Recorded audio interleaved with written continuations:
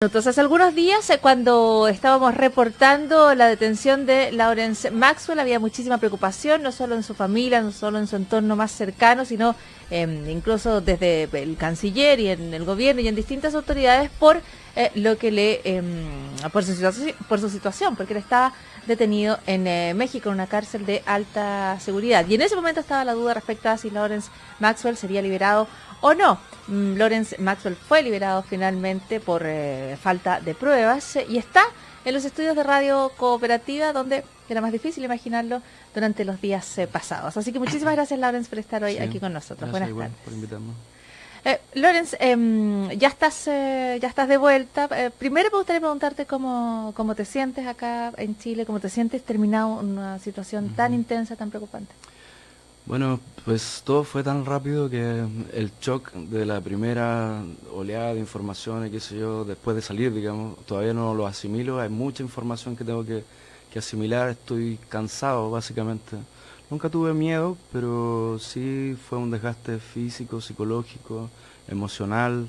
Pasaron muchas cosas en un tiempo muy breve, o sea, muy condensado, ¿no? Entonces va a ocurrir un despliegue de esta información a lo largo de los días y yo creo que, no sé, voy a venir a asimilarlo después de varias semanas, quién sabe. O sea, ¿tú crees que está como decantando un poco todo Claro, aquello que ocurrió? exacto.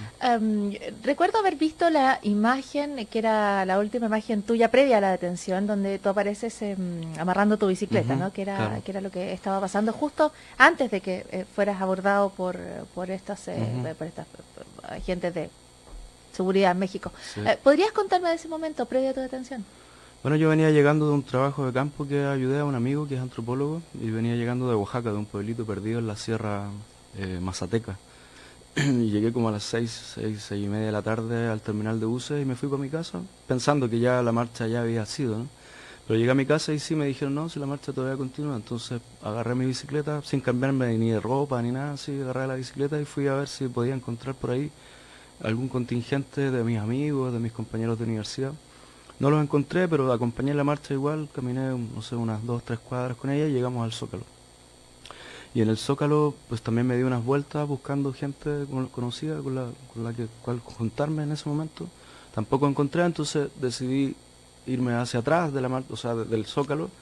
Y justo en ese momento se produce como una estampida de gente desde adelante, desde Palacio Nacional, ¿no? Bueno, ustedes habrán visto algunas fotos, qué sé yo, el Zócalo es súper grande. Entonces la gente que estaba junto a mí gritaba, no corran, no corran, no corran. Pero al final ya se llegó la gente corriendo hasta donde estábamos nosotros y los policías detrás. Entonces se me hizo muy difícil maniobrar con la bicicleta y todo, y yo quería salir de ahí. Entonces dije, bueno, la amarro y me voy caminando, mejor es lo más sensato. Y entre que estaba amarrando la bicicleta, termino de amarrarla, ya llegan los policías y quedo atrapado, como tenía policías adelante, atrás, a los costados. Entonces trato de salir caminando así lo más piola posible y no, pues yo escucho, bueno, acá ese también, y se me tiran como 4 policías encima, me tapan los ojos, yo andaba con un gorro como tipo boliviano, así, me lo ponen en los ojos y me empiezan a golpear. Me golpean un buen rato sin mediar nada. Si yo de hecho había levantado las manos así como diciendo, oye, yo no, o sea, no estoy haciendo nada, no tengo nada que... Entonces, claro, esa imagen que muestran de cuando estoy amarrando la bicicleta son segundos antes de que me tomaran detenido. Un segundo, deben haber pasado 10, 15 segundos. Lawrence, varias personas recordaban cómo tú habías tenido un rol articulador entre los estudiantes secundarios durante los años de la dictadura de Pinochet, Ujú, como tú habías sido una persona que además había logrado aunar a personas muy distintas, con ujú. miradas muy distintas respecto a cómo enfrentar el régimen. Pero también pienso que eres una persona que vio y participó en muchas manifestaciones en Chile. Sí. ¿Tú, de alguna manera, lo que esta manifestación en México a ti te recordó, tenía alguna similitud con esas manifestaciones que tenían lugar en Chile bajo Pinochet? Bueno, hay similitudes y hay muchas diferencias también. O sea, el operar de las policías y eso también, por eso también, finalmente el resultado de esto, yo creo que hay una cuestión media cultural, ¿no? Aquí yo he participado en muchas marchas y viene, me detiene la policía, me llevan a la comisaría, estoy un par de horas y luego me sueltan. Por eso yo no estaba muy preocupado, digamos. O sea, Aquí en Chile, claro, esa acá era tu en Chile. experiencia de Claro, protesta, ya. claro. Entonces, allá primero me golpean inmediatamente. Aquí también hay bastante brutalidad policíaca, pero allá, o sea, eso fue así, o sea, desbordó lo normal, por así decirlo, entre comillas, ¿no? O sea, una golpiza que me pudo haber provocado daño. O sea, ellos no estaban preocupados por eso. De hecho, los estudiantes que estaban al lado mío cuando me llevan al camión de policía, había muchos que estaban inconscientes, con fracturas en las costillas, estaban súper dañados, sangrando, sin ropa, sin zapatos, algunos delirando, vomitando, porque la violencia había sido como demasiado, ¿no?, innecesaria, ¿no? O sea, se lanzan a golpearte, tú dices, claro, con sí. Y muchísima sin preguntar brutalidad. nada, ¿no? Así, y yo creo que había como una especie de, no sé, como de orden de que a ciertas personas, por sus características físicas o su ropa, ¿no?, a esas personas las iban a pasar a la Policía Federal, porque estos eran policías granaderos que son como fuerzas especiales, pero del DF, del Distrito Federal. Pero después nos entregan a Policía Federal. ¿Y qué crees que pueden haber visto en ti en relación a estas características para entregarte a ti a este proceso y bajo estos cargos tan graves como los que se Claro. conocieron No inmediatamente? sé, bueno, yo habitualmente me he visto así, que más o menos llamativamente, andaba con un gorro rojo, con un polerón con un parche en la espalda así, blanco con negro. Entonces yo creo que dijeron, ya, a este vamos a la segura. Y por otro lado, que andaba solo, porque la característica común de todos los que nos detuvieron es que nos detuvieron solos, o sea, no estábamos con un grupo, ¿no? Entonces les era más fácil. Y cuando pasan a Policía Federal, hay algo que me acabas de decir, Ujú. que cuando empezamos a conversar, me Sí. dijiste que nunca tuviste miedo. Cuando viste a los otros Ajá. golpeados, cuando tú mismo habías sido Ajá. golpeado, tú dices incluso con muchísima brutalidad para los lamentablemente altos estándares Sí. de brutalidad que hay en distintos puntos de Latinoamérica. ¿Ahí tampoco sentiste miedo? Claro, lo que pasa es que todo se dio como una bola de nieve, entonces yo en todo el momento sentía, no, esto se va a acabar ahora, ¿no? O sea, esto se va a acabar ahora, esto se va a acabar ahora, pero la cosa iba creciendo, iba cada vez más peor, ¿no? Pero yo siempre sentía que eso se tenía que acabar pronto, digamos, o sea, que no podía ese absurdo prolongarse demasiado tiempo, ¿no? Y tenía por otro lado como el plus, ¿no?, como de que yo era extranjero, de que yo soy estudiante de doctorado, ¿no?, que tengo mis papeles al día. Entonces era como muy absurdo políticamente también, o sea, atribuirnos o imputarnos a mí en particular esos 5 cargos que eran el de terrorismo, asociación ilícita para la consecución de hechos terroristas, intento de homicidio, motín y asociación delictuosa. 5 cargos que al menos 4 de ellos son para poder irse en la cárcel, o sea, para estar un buen tiempo en la cárcel, o sea, era bien absurdo. Y eso lo ibas pensando en el carro cuando te trasladaban y lo seguías pensando cuando te tenían detenido. Tú decías, esto no hace sentido, Ajá, soy claro, extranjero, claro. estoy legalmente aquí, esto Sí, no va a pasar. ajá, yo pensaba que sí, bueno, van a comprobar mis papeles, seguramente en algún momento me van a soltar luego, digamos. Pero como te digo, las cosas empiezan a empeorar, empeorar, empeorar, hasta terminar dentro de un presidio de alta seguridad en otro estado, además lejos del DF, a 4 horas del DF. Allí es donde te visita tu hermano, y tu Ujú, hermano cuando entrega las primeras declaraciones, lo ujú, llama de Chile la radio cooperativa, lo llaman otros medios, y él dice, le han rapado todo el pelo.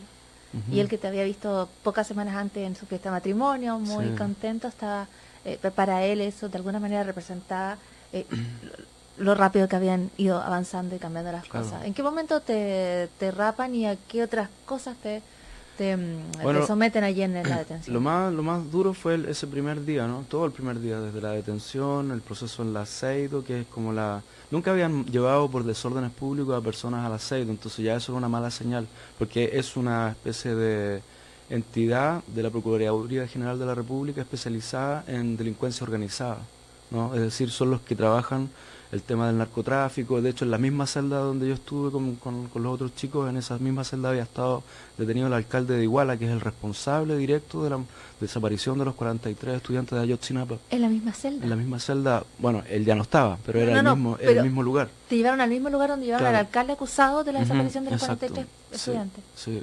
Bueno, en esa misma celda había estado el Chapo Guzmán en algún momento, había estado el Señor de los Cielos, los Bertrán Leiva, porque es una entidad que está dedicada al crimen organizado, a la delincuencia organizada, ¿no?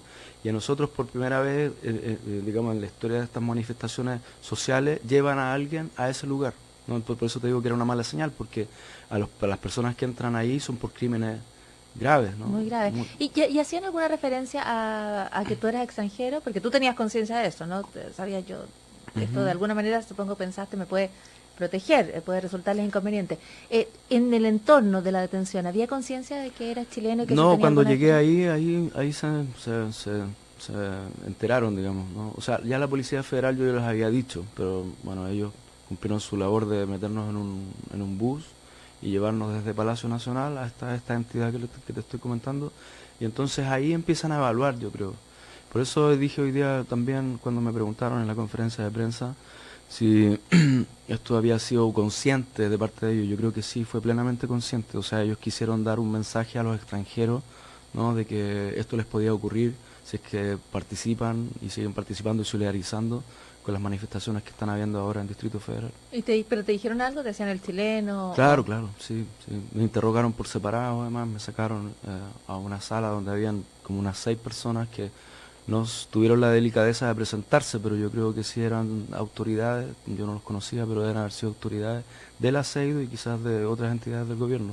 Ahora, mientras esto pasaba en Chile, tu familia se movía desesperada, los medios de comunicación preguntaban qué estaba pasando, claro. El canciller entrega una señal más o menos poderosa en términos de discurso, de decir, estamos preocupados por esta persona, claro, que estaba detenida, que eras tú. ¿Esos mensajes empezaron a llegar?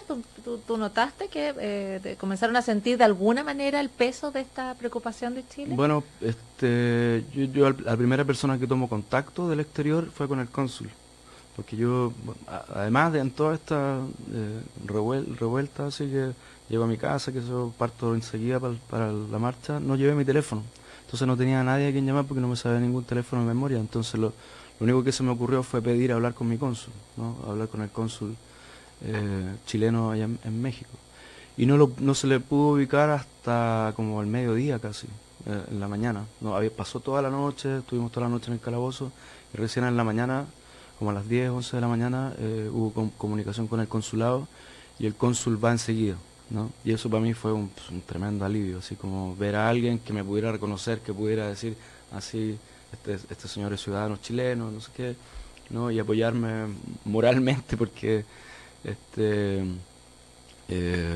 era necesario como que hubiera esa presencia, y estuvo desde ese día hasta que me soltaron, o sea, el cónsul se voltó súper bien, o sea, y además que, bueno, no sé, como que hubo una especie de responsabilidad más allá de su labor, ¿no? O sea, más allá de su trabajo, él hizo cosas que tenían que ver más bien con su sensibilidad humana, yo creo.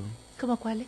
No sé, estaba siempre preocupado, llamaba, le pidió al director del penal que tuviéramos acceso a libros, que tuviéramos acceso a pluma y papel, que nos dejaran hacer llamadas cuando quisiéramos, cosas que para nosotros, o sea, en el régimen de aislación eso no era posible. Me imagino. ¿Y pudiste llamar a gente desde la cárcel entonces? Sí, pude. ¿Pudiste? Sí. ¿A quién? Supongo que más. A mi hermano. A decirle, ven que estoy detenido en una cárcel de alta seguridad. Lorenz, tú hoy anunciaste que ibas a querellarte, que vas a presentar acciones. Bueno, es una posibilidad que se estuvo discutiendo. Como yo me vine muy rápido, porque la idea era, bueno, como descomprimir un poco la situación allá y evitar cualquier otra circunstancia, ¿no? Entonces tomé un avión más o menos rápidamente, pero alcancé a hablar con los abogados que nos estuvieron defendiendo, y ellos tienen intención de alentar una demanda contra el Estado, ¿no? Todavía no está muy claro cómo se puede hacer, si es conveniente o no. Al parecer sí, esa demanda va, pero no es algo que esté ya... Ya, no es algo que esté como listo, sí. Ya es algo que todavía tienen que analizar. Sí. Todos salieron libres por falta de pruebas, ¿no? Todos salimos libres ese día, el día sábado.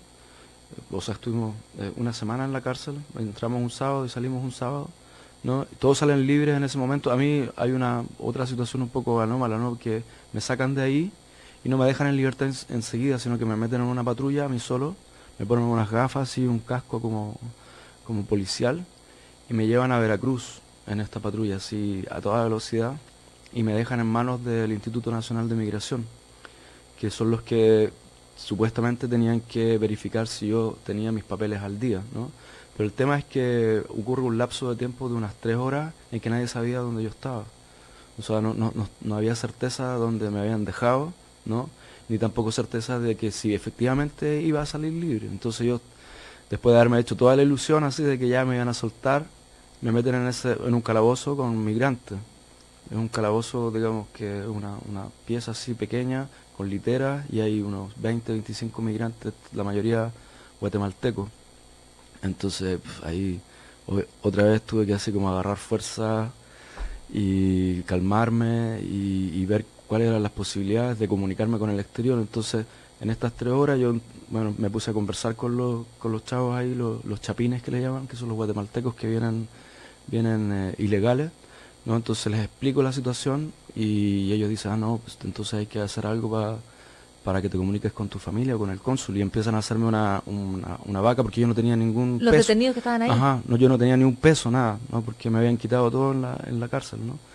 Entonces, Saliste sin nada, no te devuelven nada. no, lo que pasa es que la Seido, que fue la Sí. instancia, ahí me quitan mis cosas y se las pasan a mi familia, ¿no? Ah, ok. Entonces ¿No? saliste. Entonces yo salí sin cordones en los zapatos, sin dinero, sin identificación, sin llaves, sin nada, ¿no?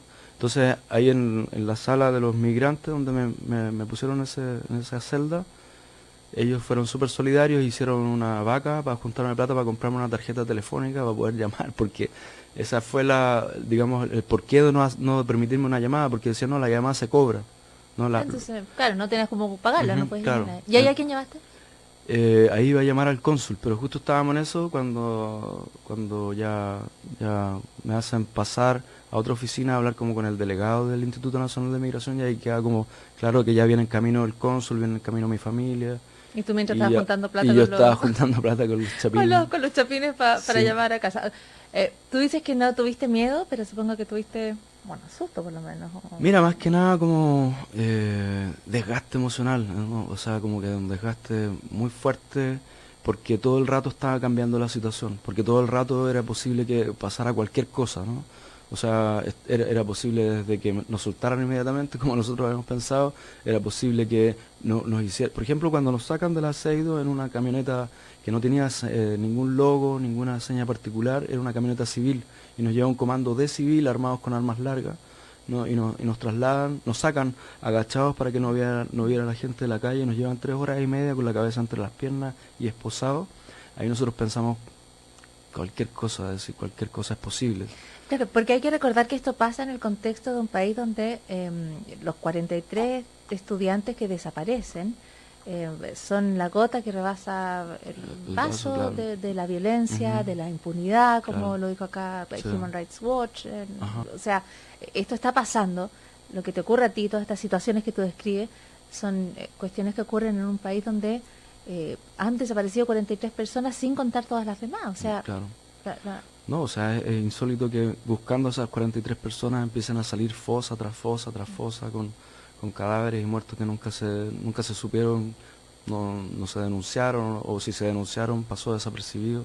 No, en México en todos los estados hay situaciones de esa naturaleza, de distintos tipos de dirigentes social, campesinos, ¿no? Que están peleando por el agua, que están peleando porque las mineras no se instalen en sus tierras. Siempre hay una historia de desaparecidos, pero eso no se sabe, ¿no? Aquí fue como la gota que rebalsó el vaso porque fue una situación en que involucraba a mucha gente, 43 personas, porque estaba involucrada la policía, porque estaba involucrado el narco, y porque además eran estudiantes para ser profesores, estudiantes normalistas, ¿no? Y el movimiento normalista allá es muy fuerte, ¿no? Entonces ellos mismos, los profesores, ¿no? Pusieron el tema en el tapete nacional, ¿no? Y entonces de a poco fue como una especie también de bola de nieve en que nos fuimos dando cuenta de la magnitud de lo que significaba esto, ¿no?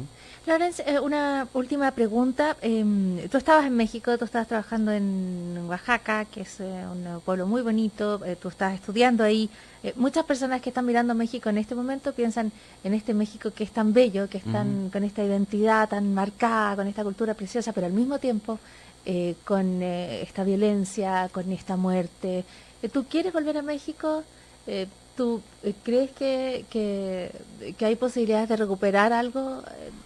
Yo creo que sí, o sea, hay que ser optimista y ver que al menos todo esto ha servido no solamente lo de los 43, sino que la reacción ante muchas cosas que están ocurriendo, las injusticias día a día, no detenciones arbitrarias, qué sé yo, está sirviendo, ¿no? Y es contraproducente, yo creo que con los objetivos del gobierno de Peña Nieto, ¿no? Está sirviendo para que la gente se empiece a articular, porque ha habido como una especie de histórico adormecimiento del pueblo, no se organiza, no tienen bases sociales pocas, digamos. O sea, hay cosas muy interesantes, ¿no? Como el zapatismo, como las experiencias de autogestión en pueblos mancomunados, hay experiencias de autogobierno, etcétera. Hay un montón, pero México es un país demasiado grande, ¿no?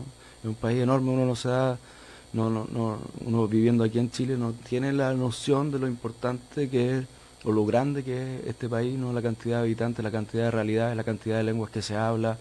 Eh, entonces, yo creo que esto puede sí ser como una especie de inicio de un movimiento más grande, más a largo plazo, y que finalmente, a partir de eso, te digo, yo podría tener esperanzas de que en el futuro cambie la realidad mexicana, ¿no? Porque el problema ahora ya no es solamente la corrupción, ¿no? Sino que el problema básico y de fondo es el narcotráfico, ¿no? ¿Y tú quieres volver? Obviamente, pues yo tengo allá ya hecha vida, ya tengo hecha, no sé, pues amistades, tengo mi banda de música, tengo amores, tengo, tengo una casa que ahora en este momento seguramente se está desarmando, pero sí, tengo historia, ya tengo raíces, entonces yo había hecho planes de quedarme allá un buen tiempo. ¿Y los vas a mantener? No lo sé, no lo sé ahora. Ahora tengo que evaluar, ver qué pasa, cómo se van dando las cosas y la verdad es que se está poniendo difícil la situación allá, cada vez más violenta. Lorenzo, por el momento estás en Chile, estás esperando Ujú, decantar una serie de experiencias, ujú. has contado parte Sí, de lo que te ocurrió en Cooperativa y yo creo que todos quienes te hemos escuchado hemos quedado muy, sí. muy sorprendidos. Muchísimas gracias por haber venido aquí a Cooperativa. Dime qué quieres Mira, decir. quería agregar algo nada más, que yo como te digo, creo que se juntaron varios factores para que nosotros saliéramos en libertad, un montón de cosas, entre ellas la labor diplomática, ¿no? El canciller, el embajador, el cónsul y qué sé yo, el gobierno, y creo que es importante, hago un llamado al gobierno, ¿no? Que es importante hacer una mención, levantar una queja, decir algo respecto a las violaciones de los derechos humanos en México. Que eso lo haga el gobierno, digamos, de Ujú. manera formal. ¿El nombre del cónsul? Se llama José Agustín Jalililla. Ya, te ayudo tanto que Sí, es lo mínimo. sí. Ok, muchísimas gracias, Lorenza. Vale. Muy buenas tardes.